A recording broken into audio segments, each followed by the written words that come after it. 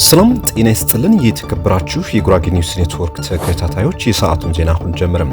የጉራጌ ኒውስ ኔትወርክ አዲስና ወቅታዊ ዜናዎች በጅኒን በሁሉም አማራጮች በቴሌግራም፣ በፌስቡክ፣ በቲክታክ እና በዩቲዩብ ለአድማጭ ተከታታዮች ይደርሳሉ። እሱም በእነዚህ አማራጮች ዜናዎቻችን እንዲከታተሉ በአክብሮት እየጠየቅን ወደ ዛሬው ዜናዎች እናልፋለን። አብራችሁን ሁኑ።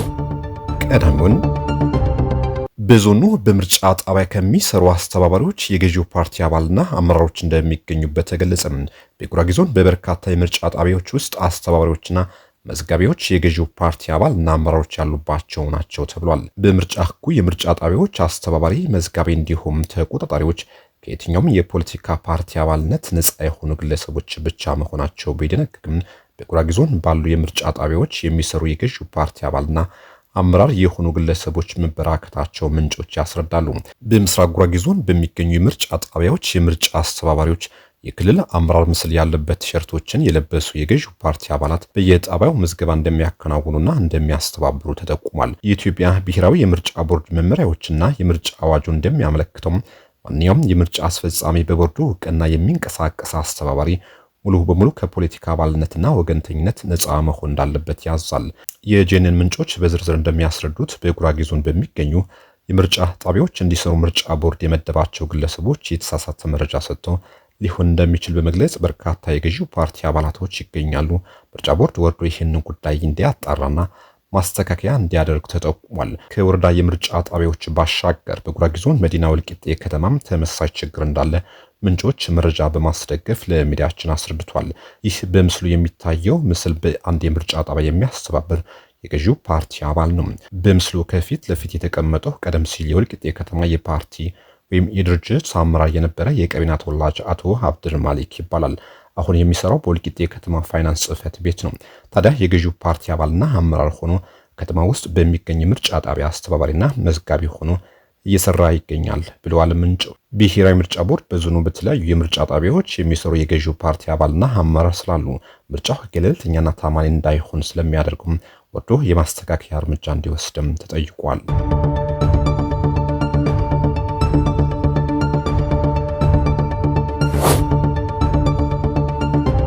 የቡታጅራ ከተማ ገጽታን የሚያበላሹ ወንበዴዎች በከተማው በዜጎች ላይ ዘረፋና ድብደባ እየፈጸሙ መሆኑ ተገለጸ። የምስራቅ ጉራጌ ዞን መቀመጫ የሆነችው ውቢቷ ቡታጅራ የማይመጥን መልካም ስሟንና ተወዳጅነቷን የሚያጠለሹ ዘራፊዎች በከተማው ዜጎች ላይ ዝርፊያና ድብደባ እየፈጸሙ ይገኛሉ ተብሏል። በከተማው ማታና ጠዋት ዜጎች ከስራ ወደ ቤት፣ ከቤት ወደ ስራ በሚንቀሳቀሱበት ጊዜ ዘረፋና ድብደባ እየተፈጸመባቸው መሆኑ ምንጮች ለጄኔን አስረድቷል።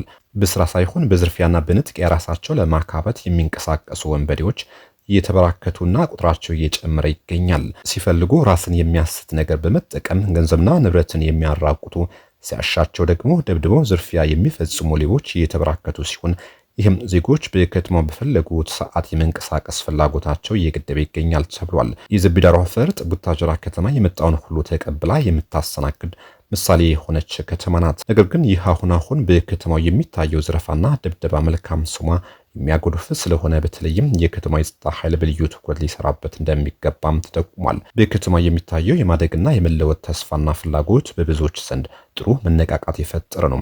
ያለ ገደብ የመስራትና የማግኘት ፍላጎት የሚገድቡ ጥቂት ዘራፊዎች በጊዜ ተከታትሎ አስተማሪ እርምጃ ሊወሰድባቸው ይገባል ሲሉም ምንጮች ያስረዳሉ። ዜጎች ከባንክ ሲወጡ ተከታትሎ ራስን የሚያስት ባድ ነገር ማስነካት፣ በዝርፊያ የሚያስለቅሱ የተደራጁ ዘራፊዎች ለፍቶ አዳሪ መውጫና መግቢያ እየጠበቁ የሚደበድቡና የሚዘርፉ ወንበዴዎች የከተማ ፖሊስ በፍጹም ሊታቀሳቸው እና ጊዜ ሊሰጣቸው አይገባም። ከከተማ ዜጎች ጋር በመተባበር ለሕግ የማቅረብና እርምጃ የመውሰድ ስራ ሊሰራ ይገባል ተብሏል።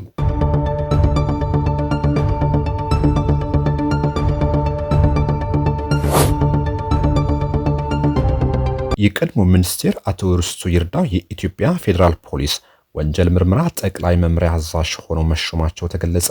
የቀድሞ ሚኒስቴር እንዲሁም ርዕሰ መስተዳድር በከፍተኛ ስልጣን እርከን ለረጅም ጊዜ የሚታወቁት አቶ ርስቱ ይርዳው ከብሔራዊ መረጃና ደህንነት አገልግሎት ወደ ፌዴራል ፖሊስ ወንጀል ምርመራ መዛወራቸውን የኢትዮጵያ ፌዴራል ፖሊስ አስታውቋል። ቀደም ሲል የብሔራዊ መረጃና ደህንነት አገልግሎት ምክትል ዳይሬክተር ጄኔራል የነበሩት አቶ ርስቱ ይርዳው አዲሱ የሽመት ከከፍተኛ የስልጣን ደረጃ ወደ ታች የወረደ የፖለቲካ ሚዛን ለመጠበቅ የተደረገ ውሳኔ ይመስላል በሚል ብዙዎች ግምታቸውን ያስቀምጣሉ። ከሚኒስትርነት ወደ የቀድሞ ደቡብ ክልል ርዕሰ መስተዳድር በመሆን ክልሉ መጨረሻ የነበረበት ተግዳሮቶችን ተቋቁሞ በመሪነት የዘለቁት አቶ ርስቱ የአመራር ብቃታቸው ለመንግስት የሚመች መሆኑም ይነገርላቸዋል። ከክልል ርዕሰ መስተዳድርነት በኋላ የብሔራዊ መረጃና ደህንነት አገልግሎት ምክትል ዳይሬክተር በመሆን ሲያገለግሉ ከነበሩበት አሁን ወደ ተሾሙበት አዲሱ የኃላፊነት ቦታም በበቁም በጥርጣሬም የሚያዩ በርካቶች ሆኗል። ከ30 ዓመታት በላይ በከፍተኛ የመንግስት ኃላፊነት ያገለግሉት አቶ ርስቱ ይርዳው የጉራጌ ሕዝብ የዘመናት ጥያቄዎችን ምላሽ እንዲያገኙ የሚጠበቅባቸውን ያህል አላደረጉም በሚል ቅሬታ ይቀርብባቸዋል። አቶ ርስቱ በጉራጌ ዞን ኑር ወረዳ ዘንድሮ በሚደረገው ሀገር አቀፍ ምርጫ ለተወካዮች ምክር ቤት ገዢው ፓርቲ እጩ ሆነው እንደሚወዳደሩም ታውቋል።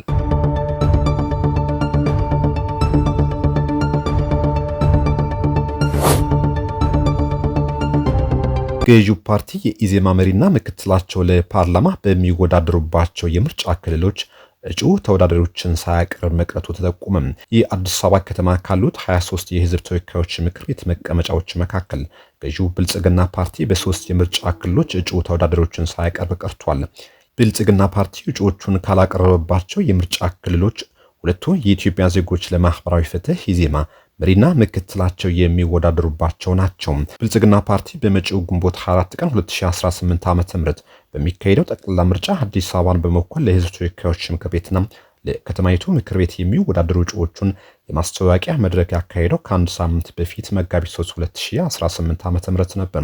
በከተማ ደረጃ ከተካሄደው ከዚህ መድረክ በኋላ የፓርቲው እጩዎች በየሚወዳደሩባቸው ክፍለ ከተሞች በመገኘት በተመሳሳይ መርሃ ግብሮች ሲሳተፉ ቆይቷል። ገዢው ፓርቲ ለዘንድሮ ምርጫ የአዲስ አበባ የፓርላማ መቀመጫ ካቀረባቸው 20 እጩዎች መካከል 16ቱ በስድስተኛ ዙር ምርጫ የተወካዮች ምክር ቤት አባል ያልነበሩ መሆናቸውን ፓርቲው ያሰራጨው መረጃ ያመለክታል። ከነዚህ አዲስ የፓርላማ ተወዳዳሪዎች መካከል 5ቱ ሚኒስትሮች ሲሆኑ 3ቱ ደግሞ ሚኒስቴር ዴታዎች ናቸው። ባለፈው ምርጫ ገዢው ፓርቲ ተወዳዳሪ ሳያቀርብ ያቀረበበት የምርጫ ክልል አንድ ብቻ ሲሆን ዘንድሮ ይህ ቁጥር ወደ 3 አድጓል። በ2013 ምርጫ ብልጽግና ፓርቲ እጩን ያላወዳደረበት የጠቅላይ ሚኒስትሩ የማህበራዊ ጉዳዮች አማካሪ የሆኑት ዲያቆን ዳንኤል ክብረት ለፓርላማ የተመረጡበት ምርጫ ክልል 28 መሆኑ ይታወሳል።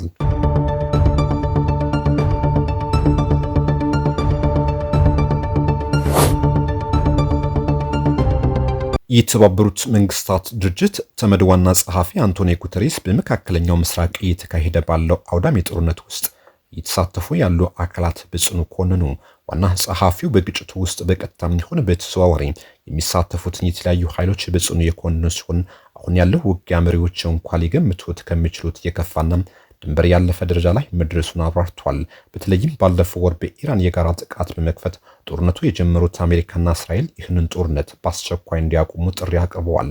ጉተሬስ ይህን ጥሪ ያቀረቡት የሰብአዊ ቀውሱ ከዕለት ወደ ዕለት እየጨመረ የንጹሐን ዜጎች እልቂት እያሻቀበ እንዲሁም በዓለም አቀፍ ኢኮኖሚ ላይ እያደረሰ ያለው አውዳሚ ተጽዕኖ ከጊዜ ወደ ጊዜ እየባሰ መምጣቱን አስገንዝቧል። ከዚህ የአሜሪካና የእስራኤል ተግሳጽ ጎን ለጎን ዋና ጸሐፊው ለቴህራንም ቀጥተኛ መልእክት ያስተላለፉ ሲሆን ኢራን በጎረቤቶቿ ላይ የምትፈጽመው ጥቃት እንድታቆም በማለት የኢራን ድርጊት አውግዘዋል።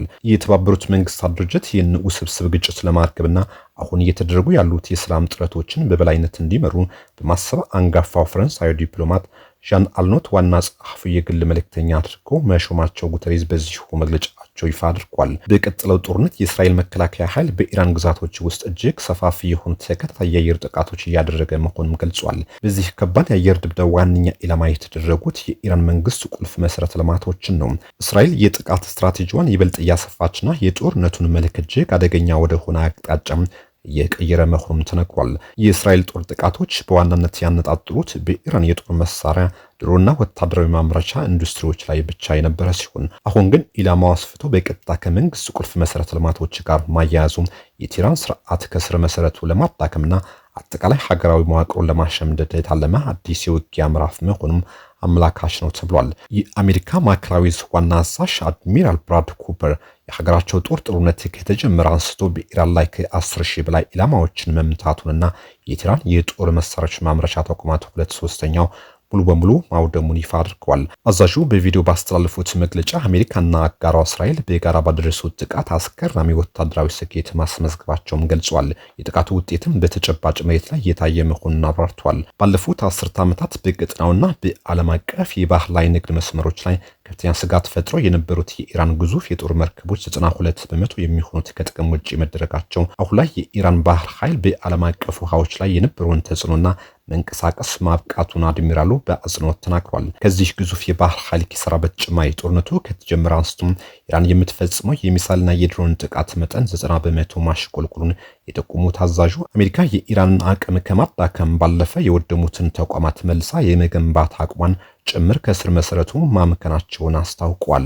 ሌላኛው ትኩረት የሳባው ጉዳይ የምዕራባዊኑ የደህንነት መረጃዎችን ጠቅሶ ፋይናንሻል ታይምስ እንደዘገበው ሩሲያ በዚህ ወር መጀመሪያ ላይ ለኢራን የድሮን አቅርቦት ማድረስ የጀመረች ሲሆን ይህንም በየደረጃው የሚከናወን የጦር መሳሪያ ርክክብ እስከ ወሩ መጨረሻ አጠናቃ ትጨርሳለች ተብሎ ይጠበቃል። ከነዚህ ድሮኖች በተጨማሪ ሞስኮ ለቴህራን የምግብና የመድኃኒት እርዳታዎችን እየላከች መሆኑን ተዘግቧል። የካቲት 28 በአሜሪካና እስራኤል የተከፈተውን ጦርነት ተከትሎ የክሬምሊን አስተዳደር ለኢራን የሳተላይት ምስሎችንና የደህንነት መረጃዎችን በማቀበል ከጀርባ ሲደግፍ የቆየ ቢሆንም አሁን የተጀመረው የድሮን አቅርቦት ግን ጦርነቱ ከፈነዳ ወዲህ ሩሲያ ለኢራን ያደረገችው የመጀመሪያ ቀጥተኛ የጦር መሳሪያ ድጋፍ ሆኗል። ለዚህ ሪፖርት ምላሽ የሰጡት የክሬምሊን ቃል አቀባይ በአሁኑ ወቅት በርካታ የሐሰት ዜናዎች የተሰራጩ ነው። ሆኖም አንድ እውነተኛ ነገር ቢኖር ከኢራን አመራሮች ጋር ያለንን ውይይት አጠናክረን መቀጠላችንን ነው በማለት ሪፖርቱ በተዘዋዋሪ ለማስተባበል ሞክሯል።